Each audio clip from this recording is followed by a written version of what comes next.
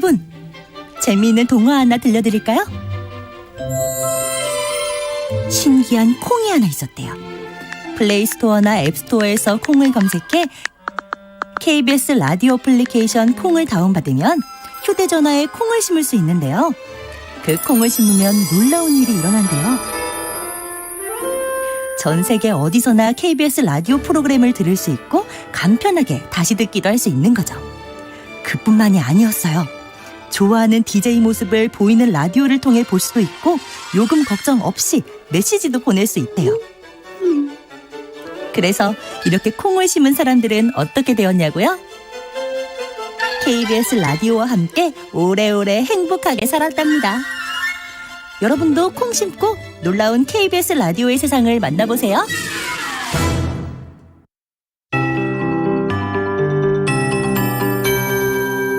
KBS 58분 날씨. 건강하고 즐거운 한가위 보내고 계신가요? 지금 제주도에는 약한 비가 오락가락하고 있지만 그 밖의 지역은 구름만 많이 껴 있습니다. 오늘 제주도에는 5mm 안팎의 비가 가끔 내리겠고요. 남부지방은 오후까지 빗방울이 떨어지는 곳이 있겠지만 야외 활동하기에 큰 불편은 없는 날씨겠습니다. 한낮 기온은 서울 28도, 제주 27도, 부산 26도, 대전과 광주, 대구, 강릉 25도 등으로 어제보다 1도에서 3도 정도 낮겠지만 다소 덥게 느껴지는 곳이 많겠는데요. 밤에는 다시 빠르게 선선해지겠습니다. 밤에 달맞이 하실 때에는 큰 일교차에 대비해 가벼운 겉옷을 준비하시기 바랍니다. 올해 한가위 보름달은 100년 만에 가장 둥근 달입니다. 저녁 7시 무렵이면 대부분 지역에서 달이 떠오르겠고요. 구름 사이로 볼 수 있을 전망입니다. 오늘 바다의 물결은 남해와 제주 해상에서 최고 3m까지 높게 일겠고 당분간 서해와 남해, 제주 해안에서는 해수면이 평소보다 높아 저지대에서는 침수 피해에 유의하셔야겠습니다. 일요일인 내일은 전국이 흐린 가운데 제주도와 남해안, 동해안에 비가 오겠고요. 연휴 마지막 날인 월요일에는 남부지방에 비 소식이 있습니다. 현재 서울의 기온은 26.8도입니다. 송소진입니다.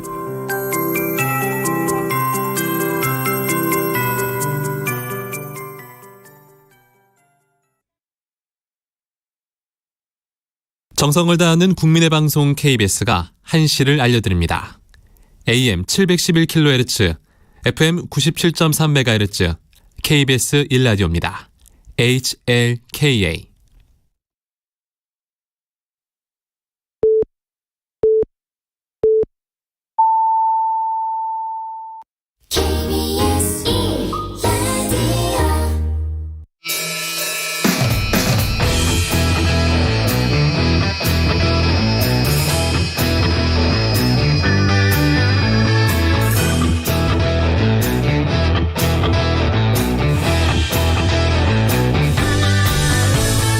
정관용의 시사본부 2부 시작합니다. 매주 토요일 2부는 주요 정치 이슈들 거두절미하고 알맹이부터 끝까지 토론하는 끝장토론 각설하고로 꾸며드리고 있죠. 자, 각설하고 출발하겠습니다.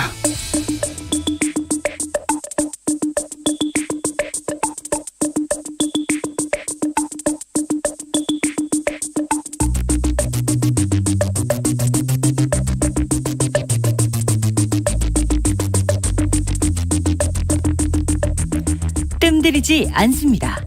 알맹이부터 찌릅니다. 고수들의 진검승부, 끝장토론 각설하고.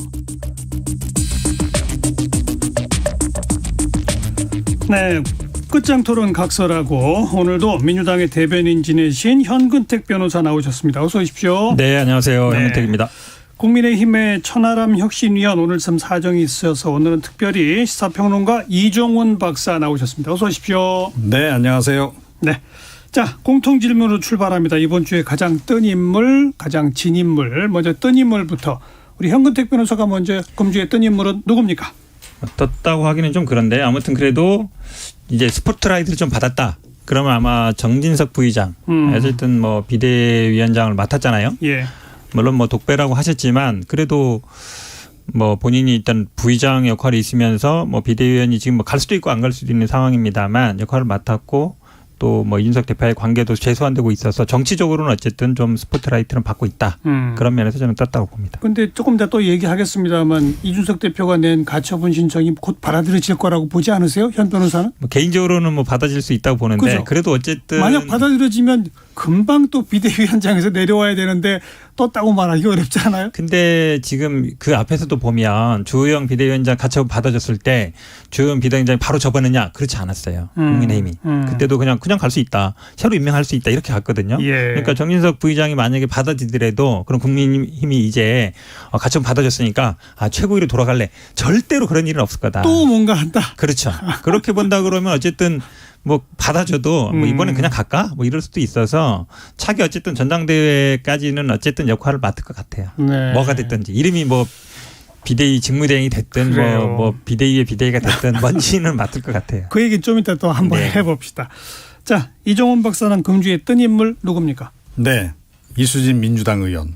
이수진. 온라인상에서 토론방에서 가장 뜨거웠던 것 같아요. 이번 주에. 뭐 아시겠지만 이제 한동훈 장관하고 예. 또다시 격돌을 했지 않습니까? 그래서 N번방 관련해서 질의를 했는데 사실 뭐 좋은 의미로 뜬 건 아닙니다. 그러니까 질문이 약간 좀 초점을 벗어났죠. 요즘에 그 N번방 관련 그런 그 뭐 성범죄 관련 수사는 경찰이 하고 있는데 예. 왜 그 검찰의 그 AI 그 불법 촬영물 그 탐지 시스템 가동이 안 됐냐 이렇게 질문하는 바람에 그래서 뭐 그때 그런데 또 질문하는 태도라든가 이런 것들도 약간 논란이 됐어요. 예. 뭐 질의하는데 뭐 이 발음도 정확치 않고 이러니까 음주 질의하셨냐 뭐 이러면서 좀 의외로 떠버린 그런 상황이 아닌가 이렇게 생각합니다. 이분도 지금 이종훈 박사의 표현대로라면 떴다기보다는 그냥 스포트라이트만 받은 그거 네. 아닌가요? 그렇죠. 네. 오늘은 두 분이 서로 이렇게 약간 스포트라이트만 받은 분으로 고르기를 작정하셨나요? 좋습니다. 금주의 진인물로 가봅시다. 현건택 변호사 누굽니까? 뭐 저는 이제 김건희 여사를 꼽았는데요. 예. 어쨌든 이제 다시 소환이 됐죠. 이제 대선 시즌 2라고 보이는데 그 당시에 논란이 됐던 거 이제 다 나오고 있습니다. 맞아요. 주가 조작 문제, 학력 문제, 논문 문제, 예. 지금 뭐 장신구 문제. 그러니까 장신구 문제는 대선 때는 없었던 얘기죠. 근데 그 위에 사실은 대선 끝나고 나서 이제 국민의힘이나 이제 윤석열 대통령의 지지율 패턴이 보면 어느 정도 좀 찾아가다가 김건희 여사 얘기 나오면 항상 떨어지고 대선 때도 그랬거든요. 대선 때 예. 쭉 올라가다가 나오면 예. 떨어지고 그럼 어떻게 조용히 있다가 좀 나오면 뭔가 논란이 되면 떨어지고 그러면 이제 항상 논란이 되는데 지금도 약간 그런 것 같아요. 그래서 이게 어찌 보면 이제 아킬레스 건인데 그때도 항상 얘기하지만 이제 통제를 잘 못하는 거 아니냐. 그래서 특별감찰관을 두든지 아니면 뭔가 뭐 부속실을 두든지 해서 통제를 해야 되는데 그게 안 되는 상황인 것 같다. 그거는 윤석열 대통령도 얻지 못하는 것 같다라는 게 대부분 사람들이 그렇게 보고 있거든요. 예. 그러면 윤석열 대통령이 어떻게 못하면 누구도 그걸 할 사람이 없어요. 대통령이 못하니까. 그러면 이 문제는 계속한다.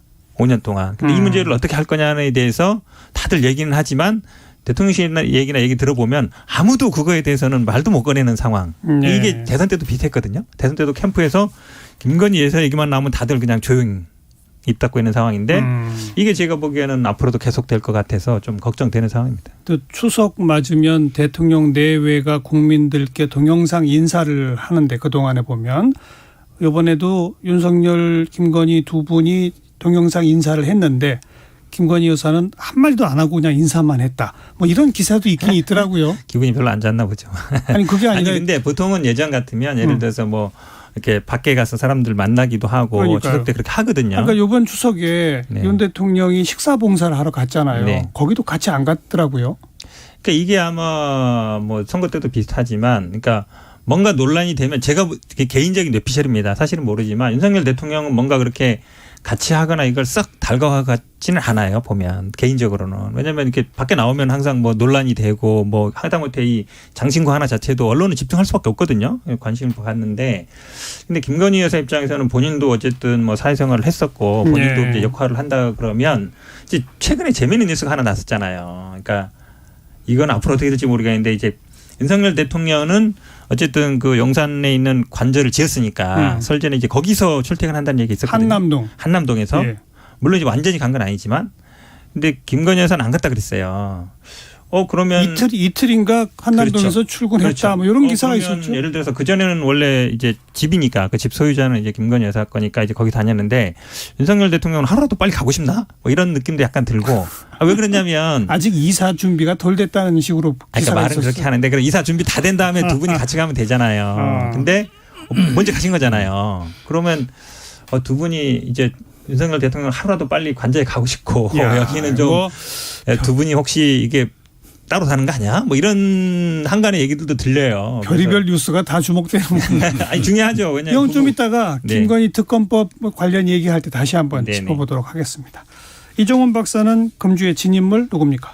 역시 권성동 원내대표가 아닐까 생각합니다. 예. 그러니까 어찌됐건 뭐 윤석열 정부 들어선 이후에 당은 사실상 본인이 다 좌지우지하다시피 해왔지 않습니까? 그리고 아직까지도 그 영향력은 여전하다고 봐요. 네. 그러니까 뭐 역시 차기 새 비대위원장 선임 과정에도 다 관계를 하고 여기까지 하고 이제 원내대표 그만두겠다 했는데 아직까지 뭐 새 원내대표가 선출이 안 됐기 때문에 그래도 아무튼 아직까지는 사퇴는 유지가 한 되고 거죠. 뭐 사퇴 의사를 근데 지난번에도 직무대행 뭐 사퇴하겠다 했는데 실제로 사퇴 안 했지 않습니까? 그래서 뭐 이것도 좀 지켜보긴 해야 되겠는데 다음 원내대표 뽑을 날짜도 아직 안 정해졌나요? 그런 거죠. 그래서 지금 이제 뭐 더 두고 보긴 해야 됩니다. 근데 이번엔 약속 지킬 거라고 봅니다. 근데 어찌 됐건 뭐 이선으로 물러서는 거 아닙니까? 공식적으로는. 네. 실제로 과연 이선으로 물러날까? 이와 관련해서는 뭐 의문 제기한 사람도 많고 알겠습니다. 저도 역시 그렇게 보진 않습니다만 어찌 됐건 예. 뭐 조금 권력은 좀 줄어들지 않을까 자, 생각합니다. 금주의 뜬 인물 진인물 짚어봤고요. 이 태풍 흰남노 때문에 큰 피해를 당한 포항 그 현지를 직접 방문해서 윤석열 대통령 또 이재명 대표가 어떤 이야기를 했는지 양쪽의 목소리 우선 듣고 이야기 출발하겠습니다.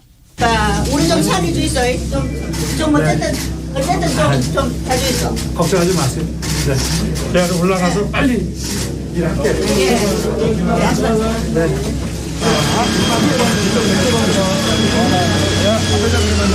어제는 이번 태풍에 가장 피해를 많이 입은 포항과 경주를 다녀왔습니다.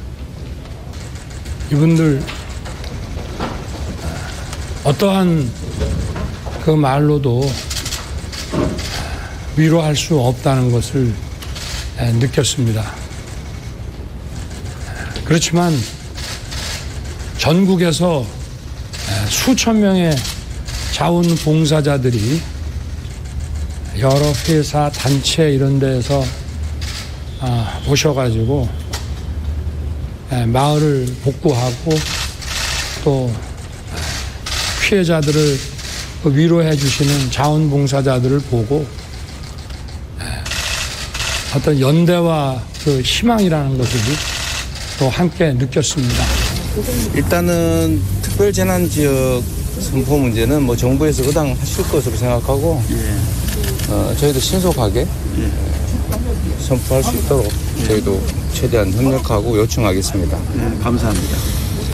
보상 대상을 지금 주거만 하고 있다 그 말이잖아요. 그래서 상가나 그렇습니다. 상가나 일반 소기업 이런 것도 최저한의 지원이 좀 필요하다는 거 하고 또 보상 금액이 너무 적다. 지금 이제 침수에 200만 원이라는 거잖아요. 근데 그거는 지금 시행령으로 고쳐서 할 수는 있는데 어쨌든 그 문제도 우리가 같이 검토 중이니까요. 그렇습니다. 원래 검토하고 있었는데 이번 기회에 너무 소액이라서 지원금 올리는 거를 정부하고 좀 협의하고 요청드리도록 하겠습니다. 네, 이처럼 대통령과 야당 대표 이 피해 입은 주민들을 찾아가서 현장에서 민생을 챙기는 모습들을 보여주고 있습니다만 뭐 제가 오늘 프로그램 시작하면서부터 계속 얘기하고 있는 게 지난 일주일 우리 정치의 모습은 검찰은 야당 대표 기소하고 야당 대표 부인 기소 여부 검토하고 있고 야당은 대통령 고발하고 대통령 부인 특검법 발의했고 지금 이런 정치의 양상을 보이고 있는 점 우선 총평부터 하고 그리고 하나하나 좀 짚어봅시다. 어떻게 생각하세요? 그러니까 지금 대선 연장전으로 흘러가고 있는 거죠. 그러니까 이재명 의원이 대표가 되는 바람에 결국은 그 구도가 다시 지금 재현되고 있다 이렇게 좀 생각을 합니다. 그리고 더불어민주당 지지자들이 왜 이재명 대표를 선택했을까도 가만 보면 뭐 윤석열 정부에 대한 불만 있었고 또 지난 대선 패배에 대한 아쉬움도 굉장히 많이 깔려 있는 거죠.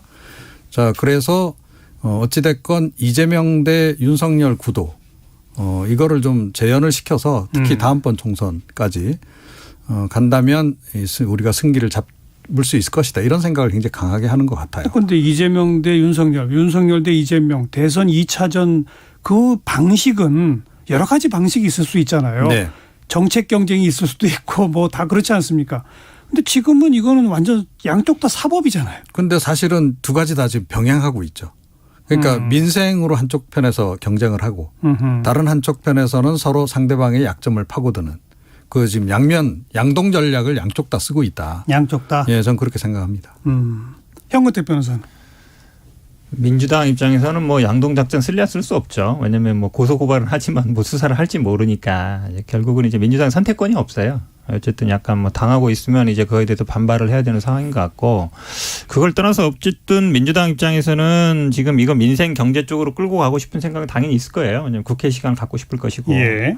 그런 면에서 보면 아마 이번에 뭐 저는 뭐 윤석열 대통령도 지난번에 폭우 때문에 논란이 됐었잖아요. 집에 일찍 들어가는데 집에 시설 다 해놨다 그랬는데 말이 되느냐. 근데 어쨌든 이번에는 밤새고 그다음에 그잖아 지난번에 뭐 현장 갔을 때도 구두 신고 가서 무슨 현장 검증하듯이 이랬는데 뭐 장화 신고 가고 나는 그런 건 어쨌든 달라진 건 좋다고 봅니다. 근데 이제 과연 국민들은 과연 그게 집중하겠느냐. 그러니까 지금 아까 지금 이재명 대표가 얘기하는 상가만 되고 주택은 안 된다. 그다음에 지원금이 200만 원밖에 안 된다. 사실 200만 원 갖고 상가 한 달치 월세도 안 됩니다. 거기 가구들 다 버리면 몇 천만 원 나오거든요. 그러니까 그런 부분들은 사실은 집중해야 되는 부분인데 그럼에도 불구하고 지금 말씀하신 것처럼 다들 어찌 보면 뭐 기소 그다음에 그거에 대한 뭐 특검 요구, 고발 뭐 이걸로 다 가고 있어서 그러게요. 이건 뭐 정치 실종이라고 볼 수밖에 없어요. 저도 항상 뭐 방송 패널 나옵니다만 제가 변호사로 나왔는지 정치 평론가로 나왔는지 잘 모르겠어요. 물론 뭐 법적인 얘기하면은 당연히 뭐 얘기할 수는 있는데 정치는 이제 어찌 보면 사법 영역이 못하는 걸 해야 되는 거거든요. 네. 그거를 뛰어넘는 영역을 해야 되는 건데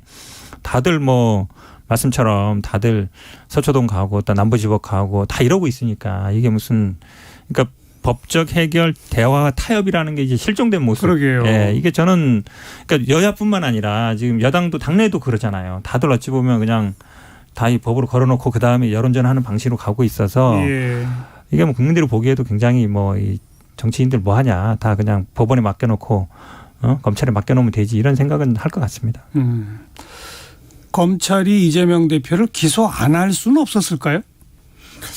안 할 수는 없었을 거라고 봅니다. 그래요? 그러니까 제가 보기에는 뭐 그 민주당 쪽에서는 굉장히 불만 많이 제기하고 정치 탄압이다 이렇게 지금 이야기를 하고 있는데 증거가 있는데 기소를 안 하면 그것도 특혜 논란이 불거질 수 있는 거 아닌가요? 야당 대표 역시 정치인들은 좀 많이 봐주는 거 아니냐.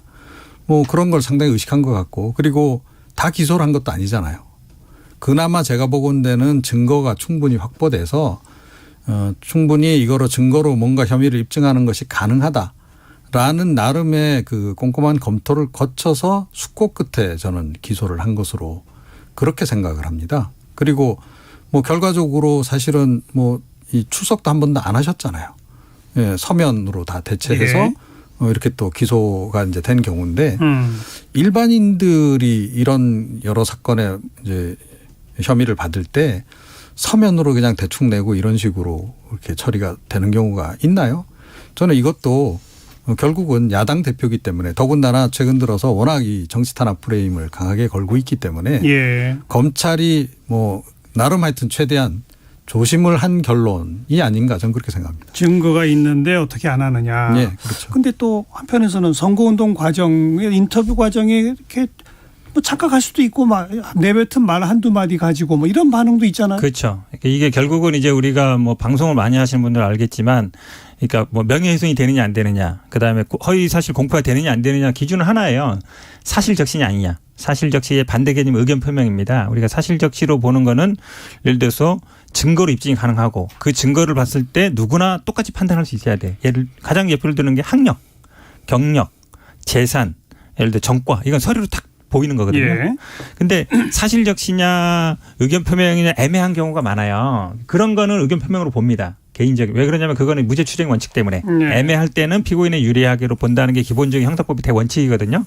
그럼 기본적으로 지난번에 지금 이재명 그 지금 대표가 2018년 지방선거 때 근데 그때 우리 형 강제 입원 시키려고 안 했다 했을 때도 기소했을 때도 마지막 대법원의 판단이 뭐냐면 첫 번째는 그거였어요. 표현의 자유를 좀 폭넓게 인정해야 된다. 특히 방송 토론 과정에서 그렇게 즉각적으로 나오는 표현 같은 경우에는 우리가 예를 들어서 서면으로 일방적으로 기자회견을 하거나 브리핑을 하는 게 아니라 서로 치열하게 논쟁이 오가다 보면 그런 게 있을 수 있다. 순간적으로 반응이 그렇죠. 나올 수 근데 있다. 그런 거를 다 막아버리면 허위사실로 이렇게 해버리면 공론의 장이 안 생긴다. 한마디로 얘기하면 공론의 장이라는 건 서로 치열하게 토론하면서 여론 형성을 하는 건데 못 된다는 얘기고 그 당시에도 그렇죠. 의견 표명과 사실 적시가 애매할 때는 의견 표명으로 볼 수 있다. 개인적 판단으로 볼 수 있다는데 지금 기소한 건 두 가지잖아요. 그러니까요. 김문기 전 처장을 몰랐다.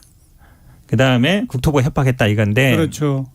몰랐다는 것에 대한 반대 증거로 이런 걸 제시하고 있어요. 김문기 그 돌아가신 분이 핸드폰에 보니까 이재명 변호사라고 저장돼 있더라. 2009년부터 그렇죠. 저장돼 있더라. 그다음에 골프 쳤다. 이런 걸 얘기하는 거잖아요. 근데 뭐 아실 거예요. 핸드폰에 그러니까 내가 저장된 것도 아니고 상대방이 나를 어떻게 저장했는지에 따라가서 내가 그 사람을 안다고 볼 수 있느냐. 그거 좀 그렇죠. 애매하죠. 그다음에 사진을 찍었는데 예를 들어 여행 9박 10박 갖고 골프까지 쳤는데 모를 수 있느냐. 예를 들어 친구거나 수평적인 관계에서는 그럴 수 있어요. 근데 이분은 밑에 있는 분이잖아요. 시장에 있는 분이고. 왜 시장에 있는 분이 그 직원들 다 아느냐. 근데 이건 한 일종의 개인에 따라 판단이 달라질 수 있는 거예요. 똑같이 골프를 쳐도 기억하는 사람이 있고 못하는 사람이 있거든요. 있죠. 그걸 가지고 예를 들어서 사실적으로 볼 수 있느냐 문제가 있고 지금 뭐 국토부가 뭐 직무유기로 협박했다 이 부분도 마찬가지인데 이때도 쟁점이 뭐였냐면 그 혁신도시법이 있어요. 이 법이 적용되냐 안 되냐. 그 적용이 되게 되면 그 용도 변경 꼭 해줘야 되는 거고. 공공기관이 이전했으니까 그렇죠. 그 부지는 용도 변경을 해줘야 되는 거고. 그렇죠. 그 적용 안 됐을 경우에는 그럼 이 시의 권한이 있는데 그거에 대해서 이제 권한이 이제 서로 왔다 갔다 했는데 우리 아시겠지만 이제 검찰이라든지 우리 뭐 정치권에서 아니 그거 안 하면 뭐 직무유기입니다. 그거 뭐 협박입니다. 이런 얘기 많이 하거든요. 심지어 김기현 지금 의원 같은 경우에도 이재명 대표가 정치 탄압이라 그러니까 검찰을 협박하냐 이랬거든요. 그런 거 문제 삼지 않아요 법적으로. 또 예를 들어 보시면 그 경선 당시 윤석열 그 당시 후보랑 유승민 후보도 그 학문침 하시는 분이 윤석열 후보 막 수행해 간 적이 있었거든요. 수행하고 막 사진 찍힌 게 있었어요. 그때 유승민 의원이 몰랐냐 이랬더니 윤석열 후보가 당시에 뭐라 그러냐면 몰랐다. 만난 적도 없다 이랬어요. 근데 막 사진 나왔거든요. 근데 몰랐다는 거는 주관적 판단이잖아요. 만난 적 없다라는 거는 객관적인 판단이 가능해요. 사진은 나오면. 그렇죠. 근데 이런 거 갖고 문제 삼지는 않아요. 그러니까 제가 보기에는 알겠습니다. 기소를 한 게 예를 들어서 뭐 돈을 받았거나 아니면 어디서 뭐 나쁜 짓을 했거나 이런 게 아니라 방송 토론 중에 나온 얘기인데 그걸 가지고 문제 삼는 거. 심지어 장영하 변호사가. 자, 우리 네, 알겠습니다. 이종훈 네네. 지금 상당히 길게 말씀하셨는데. 아주 법률 지금 어떻게 그러니까 좀 재판받는 것 같습니다. 증거가 있는데 어떻게 기소 안 하느냐라고. 전후 사정을 따져보면 이거는 법정에서도 그렇게 딱 명쾌하게 유죄로 가기가 어려운 사안이다라는 식의 논리거든요. 어떻게 보십니까? 그러니까 그 협박이라는 표현 관련해서는 그런 역시 약간 아무래도 좀 주관적인 표현일 수 있기 때문에 뭐 그 논란은 여전히 있을 수 있다라고 저는 생각을 해요. 그런데 사실은 그동안 요즘에 이 수사가 진행이 돼도 피의 사실 대처를 안 알리잖아요. 안 알리죠. 그래서 뭐 언론 보도 거의 안 나기 때문에 기소장 내용이 아직 안 나왔죠. 그렇죠. 검찰이 뭐 어떤 그 증거를 가지고 확보를 했는지 이런 걸 좀 알기 어려웠잖아요. 그런데 이번에 이제 기소하면서 일부 보도를 통해서 이제 나오더라고요. 뭐 어떤 식의 증거들을 확보했다. 근데 그 증거를 기반으로 해서 일단 판단을 제 나름대로 내려본다면 김문기 전 처장을 몰랐다라고 하는 부분이 더 지금 쟁점이 될 가능성이 크지 않나 이렇게 생각합니다. 그래서 뭐 조금 전에 이제 변호사로 이름 저장돼 있었다는 얘기도 있었지만 골프 친 것도 있고 그 이외에 대장동 관련해서도 이렇게 독대를 여러 번 했다라는 그런 뭐 증언도 있었다 그래요. 이제 그런 것들이 지금 이제 최근에 보도 나온 내용들입니다. 근데 그 보도 내용들이 사실이라고 한다면 그러니까 김문기 전 처장을 몰랐다라고 하는 부분이 향후에 더 이제 재판 과정에서 더 논란이 될 가능성이 크고 이재명 대표를 의외로 좀 발목을 잡을 수도 있는 사안이 아닐까 이렇게 좀 생각을 합니다. 일각에서는 이번에 검찰이 선거법 위반 그것도 선거운동 과정에 거짓말한 것 이것만 가지고 문제 삼아서 기소했다기보다는 앞으로 대장동 관련해서 이재명 당시 성남시정이 구체적으로 법적 책임을 질 부분들이 있다라고 보고 또 백현동 용도 부지 변경과 관련해서 역시 이재명 당시 성남시장이 구체적으로 책임질 부분이 더 있다고 보고 이번에 기소를 미리 해둔 거 아니냐라는 논리는 어떻게 생각하세요? 뭐 충분히 그런 추론 가능할 거라고 좀 봅니다. 그래서 일단은 이제 우선 공소시효가 다가오는 것부터 처리를 하고 그리고 나서 이제 나머지 것들도 지금 다 지금 수사가 어찌됐건 진행 중인 과정인 상황이고 하니까 또 일부 관련자들 재판도 좀 진행되고 그러지 않았습니까? 그래서 그와 관련해서 이렇게 뭐 어떻게 보기에 따라서는 좀 검찰이 좀 좁혀가는 그런 과정이 아닐까. 네. 그런 추론은 충분히 가능하다. 이렇게 뭐 생각합니다. 얘기를 좀 더 보태면 김문기 전 처장을 몰랐던 것이 아니라 직접 보고를 받고 직접 뭐 초과 이익 부분에 대해서 뭐 이런저런 뭘 해서 이런 책임이 있다라고 가려고 하는 거 아니냐 검찰은. 백현동 용도 부지 변경도 국토부의 협박이 아니라 거짓말을 하고 성남시가 자체 판단하면서 용도 변경을 해주면서 구체적으로 법적 책임을 질 부분이 이렇게 나왔다. 이렇게 가려고 하는 거 아니냐는 이거거든요. 그거랑 공직선거법은 큰 관계는 없어요. 저는 근데 어쨌든 이재명 대표를 엮으려고 했던 건 맞다. 특히 공직선거법으로 엮으려고. 왜냐하면 공직선거법이라는 거는 아시겠지만 100만 원 이상 되면 의원직도 상실되고 또 100만 원. 그거 하나 확인할 게 네네. 대통령 선거운동 과정에서의 선거법 위반이잖아요. 또 마찬가지입니다. 피선거권 자체가 없어지기 때문에 문제가 됩니다. 그러면 의원직. 그렇죠. 의원직뿐만 아니라 지금 민주당 입장에서는 이 선거 보전 받은 게 430억 정도 되는데 이제 그거를 보전해야 될 방법도 있기 때문에 사실은 이게 지금 뭐 증거로 나왔다 그러는데요. 뭐 저도 뭐 고소고발 많이 당하고 예를 해보는데 이런 거 알았느냐 몰랐느냐 협박을 받았느냐 안 받았느냐 이런 거 가지고 기소하는 게 거의 없어요. 예를 들어서 뭐 내가 예를 들어 무슨 평생교육원 나왔는데 그 대학 졸업했다고 하든지 뭐 이렇게 서류로 딱 입증이 되는 거. 그걸 딱 보면 누구든지 판단이 달라지지 않거든요. 근데 알았는지 몰랐는지는 그 상황에 따라 사람마다 달라요. 협박이라고 느끼는지 안 느끼는지도. 이런 거는 사실은 개인적 평가 판단의 영역으로 봅니다. 기본적으로. 보고 있는데 이걸 굳이 기소한다는 건 저는 좀 이해하기 어렵다라고 보는데 그런 면에서 본다 그러면 어쨌든 기소해서 야당 대표를 어쨌든 뭐 선거 이 재판이라는 게 물론 1년이면 끝납니다. 1심 6개월, 2심 3개월, 3개월로 돼 있거든요. 빨리 끝내게 돼 있어요. 근데 그게 또 법적 강제 사안은 아니라면서요? 근데 대부분 요거는 따라줍니다.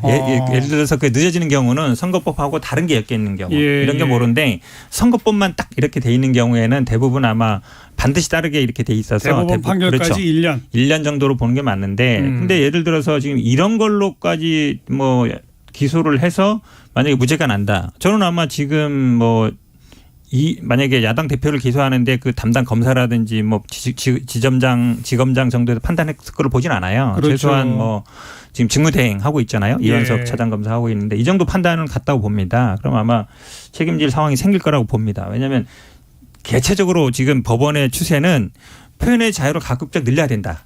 특히 이렇게 방송 토론이나 이런 데서는 기본적으로 그런 걸 늘려야 된다고 봅니다. 그래서 그런 추세에도 좀 어긋난다고 보고 있습니다. 무죄가 날 거라고 보고 검찰이 큰 정치적 책임을 지게 될 거다라고 보시는군요. 네, 저는 그렇게 보고 있습니다. 이 박사님. 그러니까 김문기 처장 건은 전 유죄 나올 가능성이 높지 않나 생각합니다. 높다. 뭐 제가 법률 전문가가 아니기 때문에 솔직히 법률 전문가 앞에서 제가 이런 말씀드리기가 뭐 좀 어떨지 모르겠습니다만 제 판단은 그래요. 그래서 유죄가 나도 벌금 100만 원 이하가 나는 이런 경우도 또 생각해 볼 수는 있죠. 그러니까 사실은 판사 입장에서는 벌금 100만 원이 굉장히 기준이에요. 그러니까요. 우리가 보통 뭐 음주라든 이래서는 100만 원밖에 안 나 이러지만 100만 원이라는 기준이 죽고 사는 문제거든요. 그러니까요. 네, 그래서 보면은 뭐 불만들이 많으신데 80만 원, 90만 원 나는 게 많아요. 네, 그렇게 사실은 어찌 보면 법이 그렇기 때문에 100만 원 이상이면은 직을 상실하는 거고 100만 원 이하 되면은 이제 살아나는 경우이기 때문에 유죄가 나더라도 사실은 뭐 고의적으로 의도적으로 내가 뭐 본인이 막 브리핑을 한다든지 막 누구를 공격하기 위해서 유튜브 나가서 일방적으로 하는 게 아닌 경우에는 대부분 뭐 그렇게 나올 가능성 많지 않죠. 100만 원 이하로.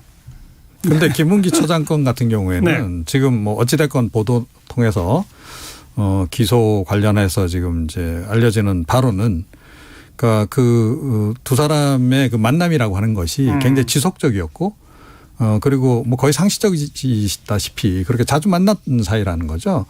뭐 한두 번 어쩌다가 한번 골프 친 사이 뭐 이런 정도면 뭐 기억 못할 수도 있지만 업무적으로 그렇게 연관이 예, 돼서 예. 계속 보고를 지금 받은 것으로 이렇게 어찌됐건 증언들이 있다라고 한다면 그 증언들이 사실이라고 전제했을 때 저는 개연성으로 볼 때 충분히 그렇다라고 봐요. 왜냐하면 대장동 사건, 대장동 건 같은 경우에는 이재명 대표 스스로도 얘기했다시피 본인이 설계 다 했다는 거 아닙니까? 그러면 본인이 그걸 직접 다 챙겼다는 얘기인데 당연히 이 진행 과정들을 중간중간 다 점검했을 거다. 뭐 실제로 좀 중간중간 들어가서 보고를 했던 것으로 이렇게 좀 알려지고 있기 때문에 이거는 사실관계가 좀 분명해서 유죄 나올 가능성이 굉장히 높지 않나. 그런데 물론 또 그래서 검찰은 기소했을 것이다. 예. 그런데 물론 이제 이 벌금 액수 같은 경우에는 그야말로 보면 사법부에서 상당히 좀 정치인들을 그동안은 좀 많이 봐주는 편으로 결정을 내려왔어요. 그런데 이번에 어떨지는 좀 지켜봐야 되는 거죠. 네. 그런가 하면 김혜경 씨 그 법카 사용 관련해서는 역시 선거법 위반 부분을 먼저 문제 삼았기 때문에 공소시효가 9월 9일 마찬가지였고 그래서 배모 사무관은 기소했는데 한 사람을 공범인데 한 사람을 기소하면 나머지는 또 기소 여부를 공소시효 무관하게 검토할 수 있다면서요? 그렇죠. 지금 검찰은 그걸 검토 중이다라고 하는 거죠? 그러니까 지난번에 그러면 공소시효 만료 직전이니까 소환해야 된다 그러면서 경찰이랑 검찰이 부른 게 이해가 안 된다는 얘기예요. 그럼 처음부터 왜 그러냐면 배모 씨는 배임이랑 공직선거법을 했는데 배임은 아직 이제 검토 중이라는 거고 공직선거법은 두 개입니다. 기부행위 7만 8천 원.